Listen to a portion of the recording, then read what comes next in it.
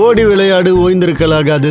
அதுக்கு தான் சூப்பர் சரவணா ஸ்டோர்ஸ்ல சம்மருக்கு ஆடைகள் வாங்கும் போது அவுட்டோர் கேம்ஸ் ஃப்ரீ. ஓடு ஆடு விளையாடு சூப்பர் சரவணா ஸ்டோர்ஸ் சம்மர் கோடையை கொண்டாடலாம். தொடர்ந்து அரசியல் படிப்போம், பேசுவோம், விவாதிப்போம். மறக்காம நம்ம சேனல் நியூஸ் ஃபோக்கஸ் தமிழை சப்ஸ்கிரைப் பண்ணி இணைந்திருங்கள்.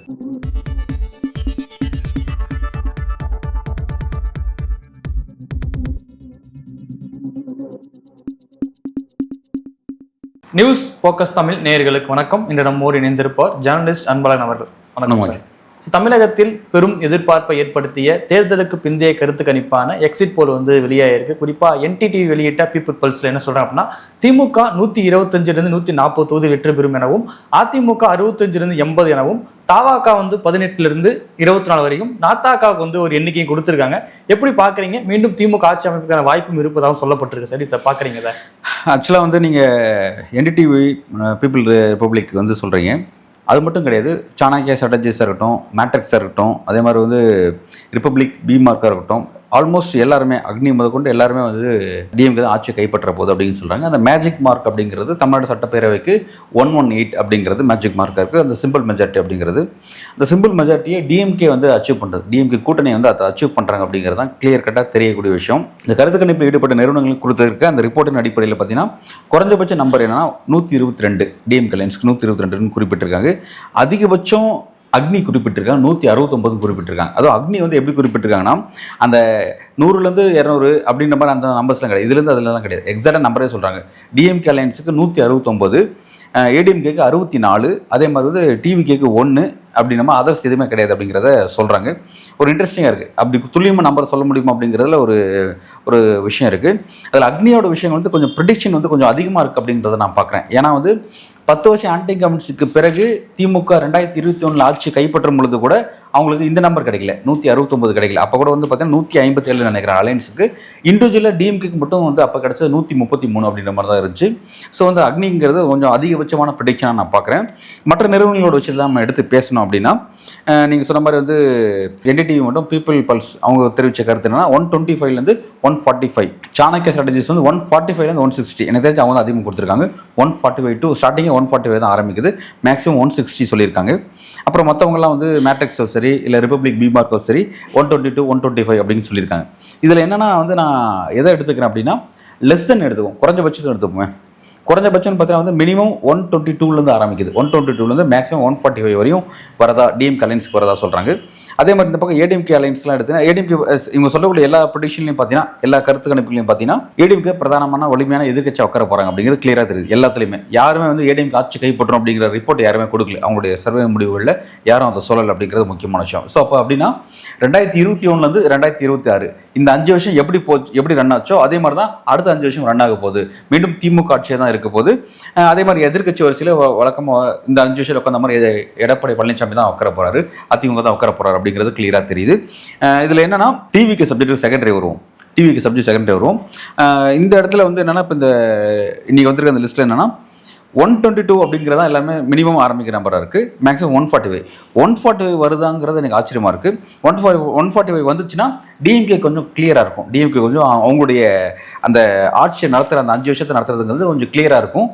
ஏன்னா 122 அந்த 125 அந்த மாதிரிலாம் நம்பர்ஸ் வந்தது அப்படின்னா, அது அந்த சிம்பிள் மெஜாரிட்டியோட கூடுதலாக 5 சீட்ஸ் 6 சீட்டு 7 சீட் அப்படி தான் கிடைக்குது. ஸோ அப்படி இருக்கும்பொழுது டிஎம்கேக்கு இண்டிவிஜுவலாக மெஜாரிட்டி கிடைக்குமான்ற கேள்வி இருக்குது இந்த நம்பர்ஸ் வரும்போது. ஏன்னா கிட்டத்தட்ட 3 நிறுவனங்கள் அந்த நம்பர் சொல்லியிருக்காங்க, ஸ்டார்டிங் நம்பர் அதை சொல்லியிருக்காங்க. 125லேருந்து 122 அப்படிங்கிற மாதிரி ஸ்டார்டிங் நம்பரை சொல்லியிருக்காங்க. நான் குறைஞ்சபட்சம் தான் எடுத்து பேசுகிறேன். இல்லை 3லேருந்து 4 நிறுவனங்கள், அதான் 3லேருந்து 4 நிறுவனங்கள் அதை சொல்லியிருக்காங்க, மேக்ஸிமம் அதை சொல்லியிருக்காங்க அப்படிங்கிறத அதை எடுத்துக்கிறேன். 122லேருந்து 125 வரைக்கும் சொல்லியிருக்காங்க. மேக்ஸிமம் நம்பர் நான் விட்டுட்டேன். மேக்ஸிமம் நம்பர் வந்துச்சு நோ இஷ்யூ.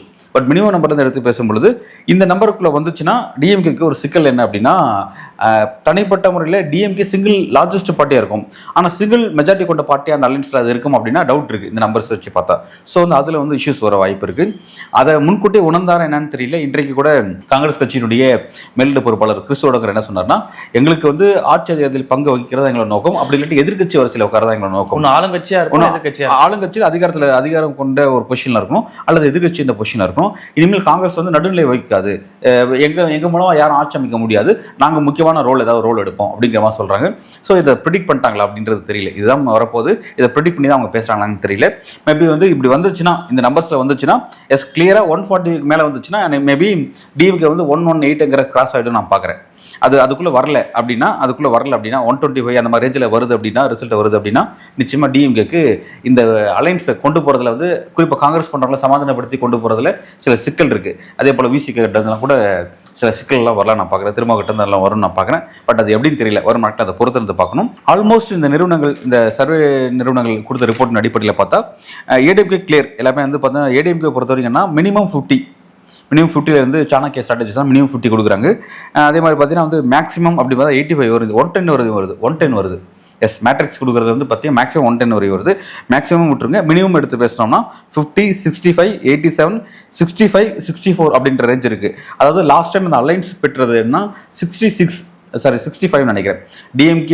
ஏடிஎம்கே மட்டும் 66 இருந்தாங்க, பாமக 4, பாஜக 4 அப்படின்ற மாதிரி ஆல்மோஸ்ட் வந்து 75 அப்படின்ற நம்பர்ல இருந்தாங்க. ஸோ இந்த முறை வந்து அவங்க வந்து கொஞ்சம் லூஸ் பண்றாங்க. கிட்டத்தட்ட ஒரு 10 சீட்ஸ் லூஸ் பண்ற மாதிரி இருக்கு இந்த ப்ரெடிக்ஷன் வச்சு பார்த்தா. அதே மாதிரி டிஎம்கேவும் கிட்டத்தட்ட வந்து பார்த்தீங்கன்னா 157 இருந்து 125 அந்த மாதிரி வச்சுட்டு அவங்க கிட்டத்தட்ட 22, 25, 30 சீட்ஸ் லூஸ் பண்றாங்க அப்படிங்கிறத புரிஞ்சுக்க முடியுது. இதுல அடுத்து நம்ம இந்த தேர்ட் ஃபேக்டர் வருவோமே. தேர்ட் ஃபேக்டரை பொறுத்த வரைக்கும் எனக்கும் திமுக தான் போட்டி, 2 பேருக்கு தான் போட்டி அப்படின்ற மாதிரி கருதிட்டு இருந்த திரு விஜய் அவர்கள் அவருடைய அந்த கட்சி டிவிகே கட்சி பெறக்கூடிய வாக்குகள் எவ்வளோ பர்சன்டேஜ் இல்லை, நம்பர்ஸில் எவ்வளோ சொல்கிறாங்க அப்படின்னா எல்லாருமே வந்து பார்த்தீங்கன்னா ஆல்மோஸ்ட் 10 கிராஸ் ஆகிட்டு. எல்லாரும் கொடுத்த ரிப்போர்ட் 10 கிராஸ் ஆகிடுச்சு. எக்ஸப்ட் அக்னி நிறுவனத்தை தவிர மற்ற எல்லாருமே கொடுத்த ரிப்போர்ட்லாம் பார்த்தீங்கன்னா மினிமம் 10 to 12, பிறகு 13 to 18, 18 to 24, 16 to 26 சொல்கிறாங்க. மின் நம்பர் 5 கொடுத்துருக்காங்க சார். மின்னம்பலம் 5 கொடுத்துருக்காங்க.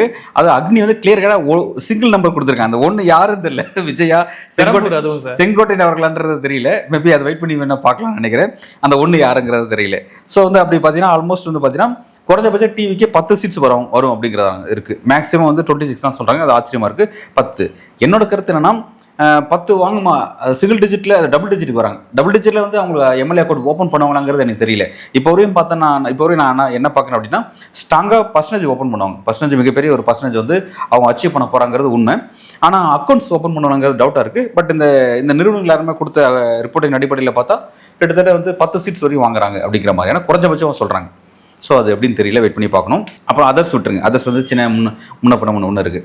இப்போ இதில் இன்ட்ரெஸ்டிங்கான விஷயம் நம்ம கவனிக்க வேண்டியதுன்னா டிவிக்கு சப்ஜெக்ட்டுக்கு வருவோம். அதாவது 4 முனை போட்டி உருவாகுது. 4 முனை போட்டினா ஸ்டாலின் தலைமையில் ஒரு அணி, எடப்பாடி பழனிசாமி தலைமையில் இன்னொரு அணி, ஒரு கூட்டணி, எல்லாமே கூட்டணி. அதே மாதிரி விஜய் தலைமையில் தனி அணி, சீமான் தலைமையில் தனி அணி. சீமானை ஒரு ஓரமாக வச்சுருவோமே. இந்த 3 பேர் எடுத்துக்குவோம்.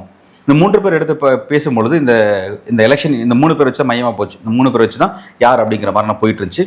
ஸோ இதில் என்னன்னா 3 கார்னர் ஃபைட்டு, 4 கார்னர் ஃபைட்டு, இடையில ராமதாஸ் சசிகலா எல்லாம் சேர்த்தா ஒரு 5 கார்னர் ஃபைட்டு, அதே புதிய தமிழக திரு கிருஷ்ணசாமிலாம் சேர்த்தா வந்து 6 கார்னர் ஃபைட்டு, அப்புறம் தமிழக வாழ்வுரிமை கட்சி சேர்த்தா அது 7 கார்னர் ஃபைட்டு. இந்த மாதிரி வந்து 5 கார்னர்ஸ் வந்து அதிகமாக அது ஆளுங்கட்சிக்கு எப்பயுமே வந்து ஒரு சாதகமான சூழல் அப்படிங்கிறது இயல்பாக எல்லாருமே தெரியும். அரசியலுடைய அந்த அரித்மெட்டிக் தெரிஞ்ச எல்லாருக்குமே வந்து இயல்பாக சொல்லிடலாம், அது எஸ் அப்படின்னு சொல்லிடலாம். ஸோ வந்திருக்க ஒரு ரிப்போர்ட் வந்து அப்படிதான் இருக்கு. இன்னொரு முக்கியமான விஷயம் என்னன்னா விஜய் அவர்கள் வராரு. அவர் ஆளும் கட்சிக்கு எதிரான அந்த ஆன்டி இன்கமென்சியை கவர் பண்றது தான் அவர் வராரு. அதை கைப்பற்றணும் அப்படிங்கிறதா வராரு. ஸோ அப்போ வரும்போது அவர் யாரோட இடத்த அங்கே எடுத்துக்கிறார் அப்படின்றத பிரதான எதிர்க்கட்சியாக இருக்கக்கூடிய அதிமுக இடத்த அவர் எடுத்துக்கிறார் அப்படிங்கிறது வெளிப்படையாக நமக்கு தெரிஞ்ச விஷயம் தான். ஸோ எல்லாருமே இது ப்ரெடிக்ட் பண்ண விஷயம் தான். விஜய் ஒருவேளை அதிமுக கூட்டணிக்கு போனால் 2 பேருமே சேர்ந்து திமுக எதிர்க்கும் பொழுது அந்த வாக்குகள் சிந்தாம சாதாரண ஒரு புள்ளி அறுவடை ஆகும் அப்படிங்கிறதான் எதிர்பார்த்தோம். ஆனால் விஜய் அந்த கூட்டணிக்கு போல தனியாக தான் நின்னாரு. அப்படி இருக்கும்போது ஆன்டி இன்கமென்சி வாக்குகள் 2ஆம் 3ஆம் உடையும் பொழுது மீண்டும் டிஎம்கே ஆட்சிக்கு வருது அப்படிங்கிறது தேர்தலுக்கு முன்னாடியே அப்படிதான் ப்ரெடிக்ட் பண்ணாங்க. அப்படிதான் எல்லாரும் டிஸ்கஸ் பண்ணாங்க. மேபி இப்போ அதை தான் உறுதிப்படுத்துது. எக்ஸிட் போல் ரிசல்ட் வந்து அதை தான் உறுதிப்படுத்துது. மேபி இது கன்ஃபார்மாக இப்படி தான் வரப்போகுது அப்படிங்கிறத May 4th வரை நம்ம வெயிட் பண்ணி பார்ப்போம். நமக்கான கேள்வி என்ன அப்படின்னா இப்போ எல்லாரும் பேசப்படுது என்னன்னா இப்போ அதிமுக பின்னுக்கு தள்ளிட்டு தாவேக்க வந்துடும் சொல்லி தான் பேசப்படுது. இப்போ இன்னைக்கு அந்த எக்ஸிட் போலோடைய ரிசல்ட்லாம் பார்க்கும்போது மீண்டும் 2ஆம் இடத்தை 65க்கு மேலே சீட்டை பெற்று மீண்டும் அதிமுகவை அங்கம் வகிக்கிறாங்களா? எஸ், இந்த கணக்கு பார்த்தா அதான் சொன்னேன். 2021 26 இந்த 5 வருஷம் எப்படி இருந்துச்சோ அதே தான் 2026 2031 வரையும் இந்த அடுத்த 5 வருஷம் இருக்க போகுது.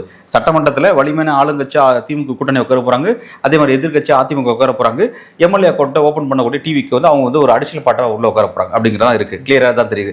இது எதுவும் மாறல. என்னன்னா புதிதாக டிவிக்கு வருகைங்கிறதா இந்த சட்டமன்றத்தில் ஒரு புதிய செய்தியா இருக்கு. மற்றபடி பாரம்பரிய 2 திராவிட கட்சிகள் ஆளுங்கட்சி எதிர்கட்சி அப்படிங்கிற அந்த களம் வந்து அது அப்படிதான் இருக்குது அப்படிங்கிறதா இந்த எக்ஸிட் போல் உணர்த்துது. விஜய் சொன்ன மாதிரி எல்லா முரண்பாடும் அடிச்சு போச்சு. அதாவது 2 பேருக்கு தான் போட்டின்னு சொன்ன அந்த கதை காலி அடிச்சு, நான் சிஎம் ஆக போறேன், சட்டமன்றத்துக்கு வர போறேன் அப்படின்னு சொன்ன அந்த கனவு வந்து இங்க கலைஞ்சிருச்சு. அதே மாதிரி வந்து பாத்தீங்கன்னா வந்து அதிமுக ஒரு பொருட்டே இல்லைன்னு சொன்னார் பார்த்தீங்களா, அது வந்து இங்க தவிடுபடி ஆயிடுச்சு. அதிமுக தான் மீண்டும் வந்து தங்களுடைய பலத்தை நிரூபிச்சிருக்காங்க அப்படிங்கிறது கிளியர் கட்டா தெரிஞ்சிச்சு. மேபி விஜய் பெற்றிருக்க 5 குறைஞ்சபட்சம் 10 எம்எல்ஏக்கள் எடுத்துக்கிட்டா அந்த 10 வந்து யார் லாஸ் பண்ண யார்கிட்ட இருந்து அது போயிருக்கு அப்படிங்கிறத நம்ம எக்ஸாக்டா பார்க்கணும். மேபி செங்கோட்டையன் கைப்பற்றிருக்க வாய்ப்பு இருக்கு, விஜய் ஏதாவது ஒன்று கைப்பற்றிருக்க வாய்ப்பு இருக்கு. மற்றதெல்லாம் எதாவது சொல்லவே முடியல, மற்றதெல்லாம் எனக்கு தெரியல, அதை ப்ரெடிக்ட் பண்ணவே முடியல. அதெல்லாம் நம்ம எக்ஸாக்ட் போல் வந்தால் தான் நம்ம சொல்ல முடியும். மேபி வந்து அது அப்படி வந்துருச்சுன்னா அப்போ யார் எங்கே லூஸ் பண்ணாங்க, டிஎம்கே லூஸ் பண்ணாங்களா ஏடிஎம்கே லூஸ் பண்ணாங்களா அப்படிங்கிறத நம்ம செக் பண்ணி பார்க்கணும். மேபி நான் என்ன நினைக்கிறேன்னா, விஜய் அவருடைய வருகை வந்திருந்து விஜய் அவர்கள் அதிமுக செய்யக்கூடிய அதே அரசியலை தான் திமுக எதிராக செய்யக்கூடிய அதே அரசியல் தான் விஜய் கையில் எடுத்து செய்யறாரு. அதை அப்படி செஞ்சும் கூட ஏடிஎம்கே தங்களுடைய எதிர்க்கட்சி அந்த மீண்டும் தக்க வச்சிருக்காங்க, ஒரு வலிமையான எதிர்க்கட்சியாக வந்து உட்காந்துருக்காங்க அப்படின்னா அது உண்மையில ஏடிஎம்கே பாராட்டத்தக்க விஷயம் தான் பார்க்குறேன். எங்க ஏடிஎம்கேயோட இடத்த விஜய் கைப்பற்றிருந்தாருன்னா எஸ், அது வந்து லிட்டரலா வந்து தமிழ்நாடு அரசியலோட பேட்டர்னா மாறிடுச்சு அப்படின்னு நம்ம புரிஞ்சுக்கலாம். ஆனா விஜயோட அரசியல் வருகை வந்து அவர் எவ்வளவு பெரிய ஒரு மாஸ் ஒரு கரிஸ்மேட்டிக் ஒரு லீடரா அவர் தன்னை காமிச்சிருக்காரு. எல்லா இடத்துக்கும் தான் தான் விஜய், நான் தான் சிஎம் கேண்டிடேட் அப்படிங்கிற மாதிரியான ஒரு ப்ரொஜெக்ஷனை வச்சாரு. அவருக்கு வரக்கூடிய கூட்டம் மிகப்பெரிய கூட்டம் வந்துச்சு, மீடியாக்களுடைய அட்டென்ஷன் மிகப்பெரிய அளவில் இருந்துச்சு. அப்படி இருந்தும் இந்த இடத்துல வந்து எடப்பாடி பழனிசாமி தன்னோட இடத்த வந்து திரும்ப 5 விஷயம் ரீஇன்ஷியேட் பண்ணியிருக்காரு. அதே மாதிரியான பொசிஷன்ல வந்து தன்னோட பொசிஷனை தக்க வச்சுட்டார் அப்படின்னு பார்க்குறேன். எஸ், விஜயோடைய கணக்கு அவ்வளவும் தவிடுபடி ஆயிடுச்சு அப்படிங்கிறதா இந்த எக்ஸிட் போல் வந்து நமக்கு சொல்லுது அப்படிங்கிறது முக்கியமான விஷயம். இப்போ நாம வந்து இந்த விஷயத்தான் யோசிக்கிறோம். இப்போ என்னன்னா, விஜய் அவர்களுடைய நடத்திய அவர் ட்ராமா, அவர் பேசின அந்த விஷயங்கள், அவர் செட் பண்ண அந்த நெரேஷன் எல்லாமே வந்து இங்கே உடஞ்சிருச்சு. ஓகே, மேபி விஜய் வந்து யதார்த்தமான பாலிட்டிக்ஸை புரிஞ்சுக்கிட்டு நான் வந்து ஒரு முக்கியமான ஒரு நபரை உள்ள வர போகிறேன், என் கட்சி முக்கியமான ஒரு கட்சி தமிழ்நாட்டில் உருவாக போகுது அப்படின்னு அவர் சொல்லியிருந்தாருன்னா பிரச்சனை இல்லை. நானும் முக்கியமான இடத்த தவிர்க்க முடியாத சக்தியை நான் வரப்போறேன்னு சொல்லியிருந்தா பிரச்சனை கிடையாது. ஆனால் எனக்கும் திமுக தான் போட்டி, ஸ்டாலின் வேணுமா விஜய் வேணுமா, இதுதான் போட்டி, இப்படி தான் களம் இருக்குது அப்படின்ற மாதிரி சொன்னார். ஸோ அப்போ அப்படி பார்க்கும்போது டிஎம்கே 120+ வாங்குறாங்க, டிவிக்கே 10 எங்க இருக்கு, 120 எங்க இருக்கு, மலைக்கும் மடுவுக்கு போன வித்தியாசமா அது மாறி நிற்குது. ஸோ வந்து இங்க விஜய் வந்து அவரோட நெரேஷன் கம்ப்ளீட்டாக உடஞ்சிருக்கு. அவருக்கு தான் மிகப்பெரிய சர்க்கிள் ஏற்பட்டிருக்கு, அவருக்கு தான் மிகப்பெரிய அடி ஏற்பட்டிருக்கு. இப்போ இந்த எக்ஸிட் போலுடைய இந்த முடிவுகளை டிவிக்கே எல்லாருமே சேனல் தான் போயிட்டு இருக்கு. ஆல்மோஸ்ட் வந்து 6:30 வெஸ்ட் பெங்கால் எலெக்ஷன் முடிஞ்சதுக்கப்புறம் எல்லாருமே வந்து அதை போட ஆரம்பிச்சிட்டாங்க. ஸோ நேஷனல் மீடியாலேருந்து இங்கே ஸ்டேட் மீடியா வரைக்கும் கம்ப்ளீட்டாக வந்து இதுதான் போயிட்டு இருக்கு. இதை கட்டாயமாக டிவிக்கு நிர்வாகிகளும் டிவிக்கு தொண்டர்களும் ரசிகர்களும் பார்த்துட்டு தான் இருப்பாங்கன்னு நினைக்கிறேன். இதை எப்படி அவங்க ஜீர்ணிச்சிக்க போறாங்க. இது நேற்றுக்கு ஓய்வுபட்ட நீதிபதி திரு கிருபாகரனை வந்து அட்டாக் பண்ணி பேசின மாதிரி இன்னைக்கு இந்த எக்ஸிட் போல ஈடுபட்ட அவ்வளவு நிறுவனங்களையுமே கழுவி ஊற்ற போறாங்களாங்கிறது தெரியல. எவ்வளவு கேவலமான வார்த்தைகள் மூலமா எப்படி வந்து கொச்சப்படுத்துறதுமா இந்த நிறுவனங்களை அட்டாக் பண்ண போறாங்கன்னு நமக்கு தெரியல. எஸ், இந்த நிறுவனங்களுடைய நம்பகத்தன்மை என்ன அப்படிங்கிறத நம்ம May 4 உறுதிப்படுத்த போறோம். இந்த நிறுவனங்கள் அப்படிங்கிறது புதிய நிறுவனம்லாம் கிடையாது. காலங்காலமாக தமிழ்நாட்டிலையும் சரி இந்தியாவிலும் சரி நடக்கக்கூடிய எல்லா தேர்தல்களையுமே சர்வே முடிவில் ஈடுபடக்கூடிய ஒரு ஏஜென்சி தான். அது எல்லாருமே தெரிஞ்ச விஷயம், மாற்று கருத்து இல்லை. நிறுவனங்கள் இருக்கக்கூடிய நிறுவனங்கள் தான். ஸோ வந்து இந்த நிறுவனங்களை எப்படி அவங்க அட்டாக் பண்ண போகிறாங்க, அது எப்படி வந்து வன்மம், அது மீதான எப்படி தங்களோட வன்மத்தை கக்க போகிறாங்க அப்படிங்கிறது தெரியல. இதை டீசெண்டாக எடுத்துக்கினா ஓகே, பிரச்சனை இல்லை. ஆனால் சிஎம் கனவு கண்ட டிவிக்கு வெறும் 10 எம்எல்ஏ தான் கிடைப்பானா, சட்டமன்றத்துக்குள்ள வரணும் அப்படின்னா டிவிக்கு 120 எம்எல்ஏ வேணும், மினிமம் 118 வேணும். 10 எங்கே இருக்குது, 120 எங்கே இருக்குது? ஸோ வந்து இந்த கேப் அதை புரிஞ்சுக்கிட்டு டிவிக்கே திரு விஜய் தன்னோட அரசியலை மாற்றிக்கிறாரான்னு தெரியல. மேபி அவர் புரிஞ்சுக்கிட்டு யதார்த்தத்தை புரிஞ்சுக்கிட்டு அடங்கி இருந்தாருன்னா கூட அவருடைய ரசிகர்களும் அந்த தொண்டர்களும் அவங்க அடங்குவாங்களான்னு தெரியல. ஏன்னா வந்து அது அதையும் தாண்ட விஷயமா இருக்குது. விஜயனுடைய சொல்லுக்கு கட்டுப்படக்கூடிய மறுக்கக்கூடிய ஒரு கூட்டமாக தான் இருக்குன்னு நம்ம பார்க்குறோம். ஸோ வந்து அந்த கூட்டம் என்ன பண்ண போகிறாங்க, அவங்க இதை எப்படி எடுத்துக்க போகிறாங்க அப்படிங்கிறது தெரியல. மிகப்பெரிய ஒரு அடி தான் இது. இந்த எக்ஸிட் போல் ரிசல்ட் அப்படிங்கிறது இது அரசியல் தெரிஞ்ச எல்லாருக்கும் நமக்கு தெரியும், கட்டாயமாக எனக்கு தெரியும். என்னோட விஷயம் இப்போ கூட நான் என்ன பார்க்குறேன் அப்படின்னா, இதில் நான் எங்கே முரண்படுறேன் அப்படின்னா நம்பர்ஸில் முரண்படுறேன். டிவிக்கே கிடைக்கக்கூடிய நம்பர்ஸை முரண்படுறேன். எஸ், டிஎம்கேக்கு வந்து நான் லாஸ்ட் டைம் கிடைச்சதை குறைய நான் எதிர்பார்த்தேன். நான் பலரும் 180+ 200 சொல்லி சொன்னாங்க. அது கம்ப்ளீட்டாக வாய்ப்பு இல்லை. ஏன்னா வந்து அதை கணக்கு எப்படி போடணும் அப்படின்னா 10 வருஷத்துக்கு அப்புறம் ஆட்சி கைப்பற்றிய டிஎம்கே 2021 157 தான் வாங்கினாங்க. அப்போ 180+ வாங்கியிருந்தாங்கன்னா அப்போ வந்து அவங்களுடைய டிக்ளைன் நம்ம கணக்கு பண்ணி பார்க்கலாம். ஆனால் அவங்க அப்போ எடுத்து 150+ தான். ஸோ அப்படி இருக்கும்போது இந்த மாதிரி குறையுங்கிறத நான் ப்ரெடிக்ட் பண்ணேன். எஸ், ஓகே, அது அப்படி தான் வரும் அப்படிங்கிற மாதிரி நான் நினைக்கிறேன். ஓகே, ஆனால் இல்லை விஜயோட கணக்கு தான் வந்து அவர் தான் வந்து பெரிய கோட்டை கட்டினார், பெரிய பிம்பத்தை ஏற்படுத்தினார். அது வந்து சுக்குநூறாக உடஞ்சிருக்கு அப்படிங்கிறதான் தெரிஞ்ச விஷயம், நமக்கு தெரிஞ்ச விஷயம், நல்லா கிளியராக தெரிஞ்ச விஷயம். அன்றைக்கு நான் சொல்கிற மாதிரி அவர் 18% வர வாய்ப்பு இருக்குது, 15 to 18% வர வாய்ப்பு இருக்குன்னு நான் எதிர்பார்க்குறேன். ஆனால் வந்து நம்பர்ஸ் வந்து எனக்கு என்னால் ப்ரெடிக்ட் பண்ண முடியல. இவங்கெல்லாம் 10லேருந்து அதுவும் சில நிறுவனங்கள் 26 நம்பர் சொல்லியிருக்காங்க. வாய்ப்பே இல்லை. 26, 24 மேக்ஸிமம் நம்பர் சொல்கிறேன். 26, 12, 24 அது என்டிடிவிலாம் பார்த்தீங்கன்னா 21 வரையும் வர வாய்ப்பு இருக்குன்னு சொல்கிறாங்க. மேக்ஸிமம் மினிமம் 18 சொல்லியிருக்காங்க என்டிடிவி.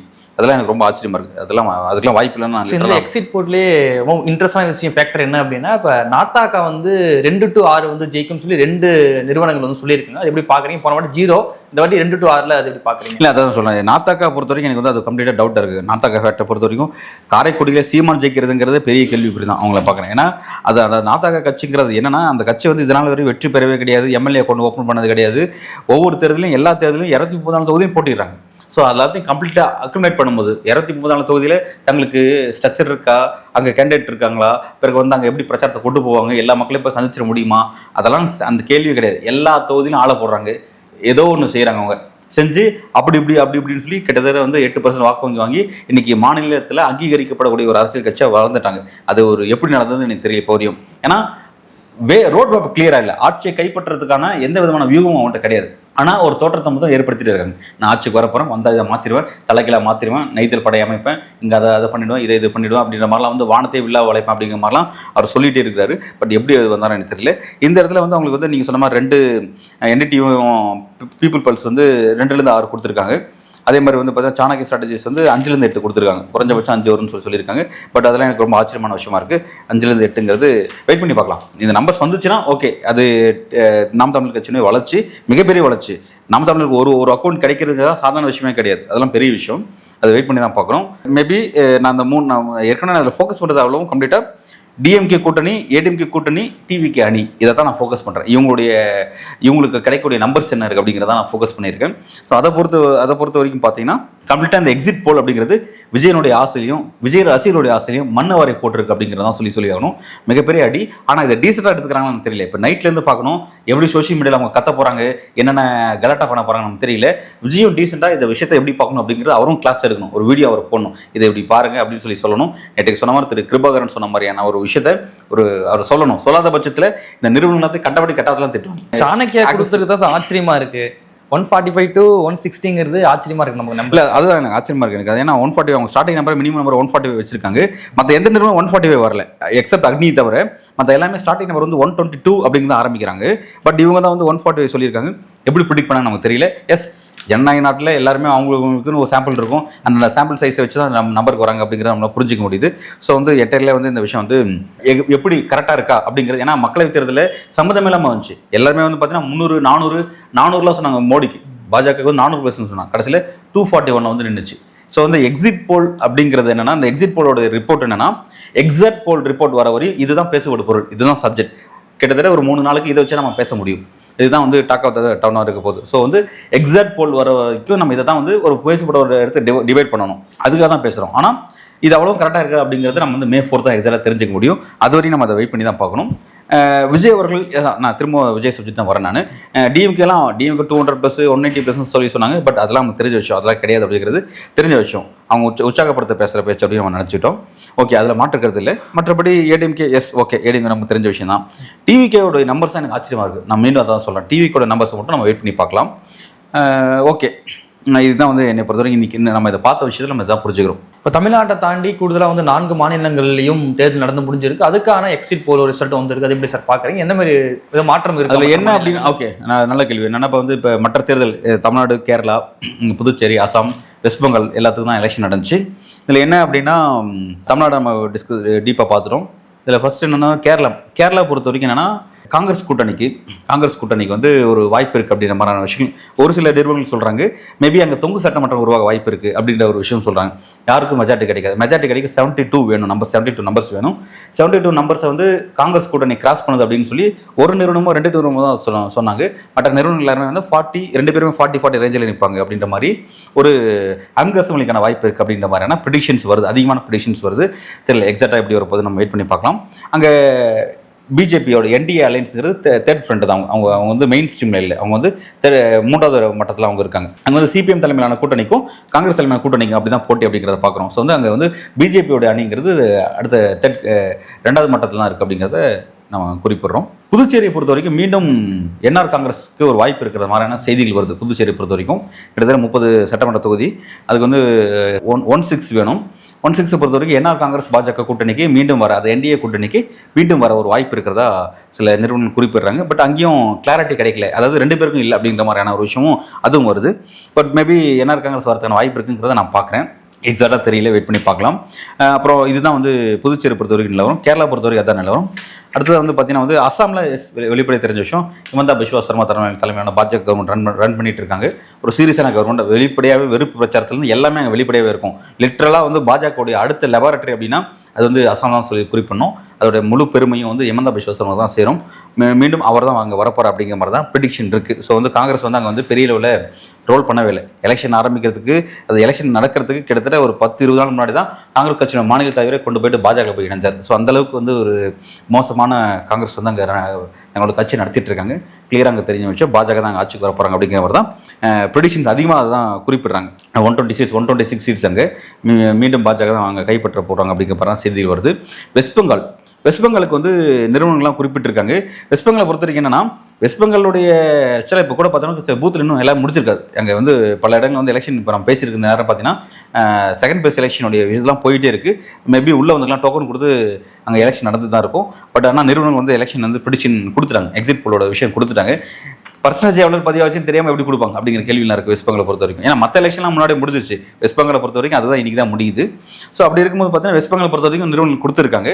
வெஸ்ட் பெங்கால் என்னன்னா பல டைமென்ஷன்ஸ் இருக்குது. கிட்டத்தட்ட ஒரு 6-7 நிறுவனங்கள் இந்த கருத்து கணிப்பில் ஈடுபட்டால் கூட அதில் பார்த்தீங்கன்னா சில நிறுவனங்கள் பாஜக ஆட்சி கைப்பற்றுவதற்கு 140+ கிடைக்க வாய்ப்பு இருக்குது. அதாவது மொத்தம் 294 தொகுதிகள் வெஸ்ட் பெங்காலுக்கு. அதில் வந்து பார்த்தீங்கன்னா வந்து 140+ வந்து பிஜேபிக்கு கிடைக்க வாய்ப்பு இருக்குங்கிறாங்க. இல்லை அதே மாதிரி 150+ வந்து திரிணாமுல் காங்கிரஸ் கிடைக்க வாய்ப்பு இருக்குது அப்படிங்கிறாங்க. ஏன்னா அந்த அம்மா லாஸ்ட் 3 முறை அந்த அம்மாவோட ஆட்சி இருக்குது. 15 வருஷம் அந்த அம்மா ஆட்சி செய்கிறாங்க. அந்த 15 வருஷத்தில் பார்த்தீங்கன்னா நம்மளோட நம்பர்ஸ் வந்து 200 கீழே குறையில, 200 கீழே 200, 205, 210 அந்த ரேஞ்சு தான் நம்ம மெயின்டைன் பண்ணிட்டு இருந்தாங்க. ஃபர்ஸ்ட் டைம் வந்து நம்ம அந்த நம்பர்ஸ் குறைய வாய்ப்பு இருக்குது. ஏன்னா SIR செஞ்சுருக்காங்க, நிறைய இஸ்லாமியர்களை வந்து வாக்காளர்கள் அற்றவர்களாக மாற்றிருக்காங்க அப்படிங்கிற சில சீரியஸான சார்ஜஸ்லாம் இருக்குது. நிறைய பிரச்சனைகள் போயிட்டு இருக்கு. வெஸ்ட் பெங்கால் பொறுத்தவரைக்கும் மிகப்பெரிய குளறுபடி தான் அது. ஸோ வந்து அந்த இடத்துல வந்து வெஸ்ட் பெங்காலில் மம்தா பானர்ஜி ஜெயிச்சாங்கன்னா அது மிகப்பெரிய ஒரு வெற்றியாக தான் இருக்க போகுது. ஆனால் சர்வே நிறுவனம் குறிப்பிட்ட விஷயம் என்னன்னா, பாஜக அங்கே ஆட்சி கைப்பற்றதுக்கான வாய்ப்பு இருக்குது அப்படிங்கிற மாதிரியான விஷயத்தை குறிப்பிட்றாங்க. இல்லை மீண்டும் திரிணாமுல் காங்கிரஸே வர வாய்ப்பு இருக்குன்னு சொல்லிட்டு மேக்ஸிமம் 190 சீட்ஸ் அப்படி வர வாய்ப்பெல்லாம் இருக்குன்னு சொல்லி சொல்கிறாங்க. எக்ஸாக்டாக தெரியல. வெஸ்ட் பெங்காலை பொறுத்தவரை நம்ம அதையும் வெயிட் பண்ணி தான் பார்க்கணும். இப்படி இருக்கும் 155 என்ன மெஜாரிட்டி மார்க்னு நினைக்கிறாங்க. அதை அச்சீவ் பண்ணணும். ஓகே, அதுக்கு வந்து மேபி வெஸ்ட் பெங்காலை பொறுத்தவரை இப்போ சொல்ல முடியாது. வெஸ்ட் பெங்கால் பொறுத்த வரைக்கும் என்னன்னா, எலெக்ஷன் கமிஷன் வந்து இன்னும் எவ்வளோ போல் பதிவாச்சுன்னே சொல்லலை. 5 மணி நிலவரப்படி பார்த்தீங்கன்னா 89.something பதிவாயிருந்துச்சு. மேபி எலெக்ஷன் முடிச்சதுக்கப்புறம் மேபி அது 92 வர வாய்ப்பு இருக்குன்னு நான் எதிர்பார்க்குறேன். ஃபர்ஸ்ட் பிளேஸில் 93, செகண்ட் பிளேஸில் 92 ரேஞ்ச் வரும்னு நான் நினைக்கிறேன். அப்படி கணக்கு பண்ணி பார்த்தா கூட ஆவரேஜாக வந்து 91%. ஸோ நல்ல பெரிய பர்சன்டேஜ் வாக்கு பதிவாயிருக்கு. அது ஆளுங்கட்சிக்கு சாதகமாக இருப்பதா எப்படி வரப்போகுதுங்கிறது தெரியல. எக்ஸிட் போலில் வந்து ஈக்குவலாக இருக்குது. பாஜகவுக்கும் வர வாய்ப்பு இருக்குது, திரிணாமுல் காங்கிரஸ் வரவும் வாய்ப்பு இருக்குது அப்படின்ற மாதிரி 2 பேருமே ஈக்குவலாக குறிப்பிட்றாங்க. எப்படி இருக்குது அப்படிங்கிறத நம்ம வெயிட் பண்ணி தான் நம்ம பார்க்கணும். ஓகே சார், இவ்வளோ நேரம் நிகழ்வில் கலந்து கொண்டு பல்வேறு கருத்துக்களை நமக்கு நன்றி. நன்றி.